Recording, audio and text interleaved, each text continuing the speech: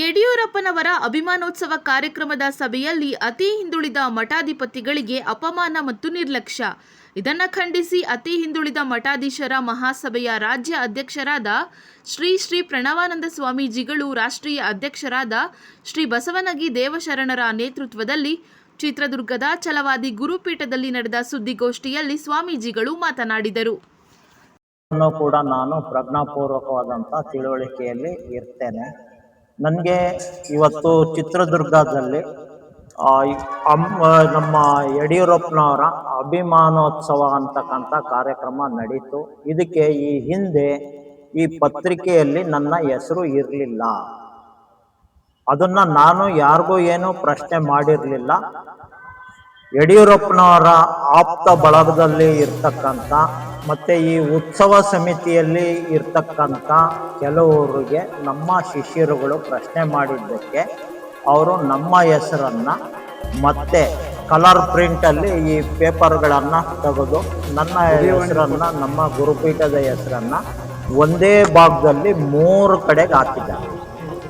3 ಕಡೆ ಹಾಕಿ ಭಾಳ ಗಣ್ಯಾತಿ ಗಣ್ಯರು ನನಗೆ ಈ ಇನ್ವಿಟೇಷನ್ನ ಕೊಟ್ಟು ಈ ಫೋಟೋಗಳನ್ನೆಲ್ಲ ತಗೊಂಡು ಭಾಳ ಹೃತ್ಪೂರ್ವಕವಾಗಿ ಸ್ವಾಗತ ಮಾಡಿ ಹೋಗಿದ್ದಾರೆ. ಹಾಗೆ ನಾನು ಇವತ್ತು ಅತಿ ಹಿಂದುಳಿದ ಮಠಾಧೀಶರ ಮಹಾಸಭೆಯ ರಾಷ್ಟ್ರೀಯ ಅಧ್ಯಕ್ಷ ಇದ್ದೀನಿ. ಕರ್ನಾಟಕ ರಾಜ್ಯದ ಛಲವಾದಿಗಳ ಗುರುಪೀಠದ ಪೀಠಾಧ್ಯಕ್ಷ ಸ್ವಾಮೀಜಿ ಇದ್ದೀನಿ. ಹೀಗೆ ನನಗೆ ಈ ಥರ 3 ಹೆಸರು ಹಾಕಿ ಕೊಟ್ಟಿರೋದನ್ನು ನಾನು ಭಾಳ ವಿಷಾದನೆ ವ್ಯಕ್ತಪಡಿಸ್ತೀನಿ. ಅದು ಯಾಕೆ ಅಂತಕ್ಕಂಥದ್ದು ನನಗೆ ಗೊತ್ತಿಲ್ಲ. ಈ ಅಭಿನಂದನಾ ಸಮಿತಿಯವರು ಉತ್ತರ ಕೊಡಬೇಕು ಅನ್ನೋದನ್ನು ನಾನು ಪ್ರಶ್ನೆ ಕೇಳ್ತಾ ಇದ್ದೀನಿ.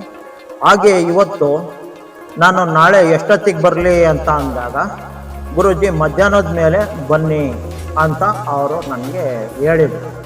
ಸರಿ ಅಂತೇಳಿ ನಾನು ಮಧ್ಯಾಹ್ನದ ಮೇಲೆ ಹೋಗೋ ಅಷ್ಟೊತ್ತಿಗೆ ಪ್ರೋಟೋಕಾಲು ಪಾಲನೆ ಮಾಡೋ ಅಂಥ ಪೊಲೀಸರುಗಳೆಲ್ಲರೂ ಕೂಡ ಇದ್ದರು. ಅಡಿಷನಲ್ ಎಸ್ ಪಿ ಚಿತ್ರದುರ್ಗದ ಅಡಿಷನಲ್ ಎಸ್ ಪಿ ಶಿವಕುಮಾರ್, ಹಾಗೆ ಕೆಲವು ಇನ್ಸ್ಪೆಕ್ಟರ್ಗಳು ಶಿವಶಂಕರು ಎಲ್ಲರೂ ಕೂಡ ಇದ್ದರು. ನಾನು ಹೋದಾಗ ನನ್ನ ಹೆಸರು ಕೂಡ ವೇದಿಕೆಗಿದೆಯಾ ಅಂತ ನಾನು ಪ್ರಶ್ನೆ ಮಾಡಿದೆ. ಅವರು ನೋಡಿದ್ರು, ಆ ವೇದಿಕೆಗೆ ನನ್ನ ಹೆಸರು ಇರಲಿಲ್ಲ. ಹಾಗಾಗಿ ನಾನು ವಾಪಸ್ ಬಂದೆ.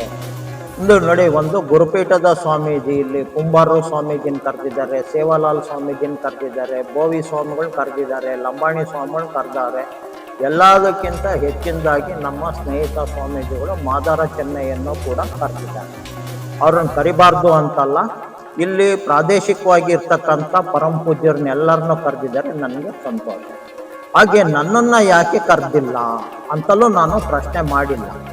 ಆದಾಗ್ಯೂ ಈ ಥರ 3 ಕಡೆಗೆ ನನ್ನ ಹೆಸರನ್ನು ಹಾಕಿ ಹೋದಾಗ ನನಗೆ ಅಲ್ಲಿ ಪ್ರೋಟೋಕಾಲಲ್ಲಿ ನನ್ನ ಹೆಸರು ಇಲ್ಲ ಅಂತ ಅಂದರೆ ಇವರಿಗೆ ಆಡಳಿತ ಮಾಡೋಕ್ಕೆ ಬರುತ್ತಾ, ಅಥವಾ ವೇದಿಕೆ ನಿರ್ವಹಣೆ ಮಾಡೋಕ್ಕೆ ಬರುತ್ತಾ, ಅಥವಾ ನನ್ನನ್ನು ಕರೆದು ಒಲೇರ್ ಸ್ವಾಮಿಗೆ, ಛಲವಾದಿ ಸ್ವಾಮಿಗೆ ಅವಮಾನ ಮಾಡೋದೇ ಇವರು ಉದ್ದೇಶ ಇತ್ತ ಅನ್ನೋಂಥದ್ದು ನನ್ನ ಪ್ರಶ್ನೆ ಇದೆ. ಈ ಅಭಿಮಾನೋತ್ಸವದ ಉತ್ಸವ ಸಮಿತಿಯರು ಉತ್ತರ ಕೊಡಬೇಕಾಗತ್ತೆ. ಇಲ್ಲ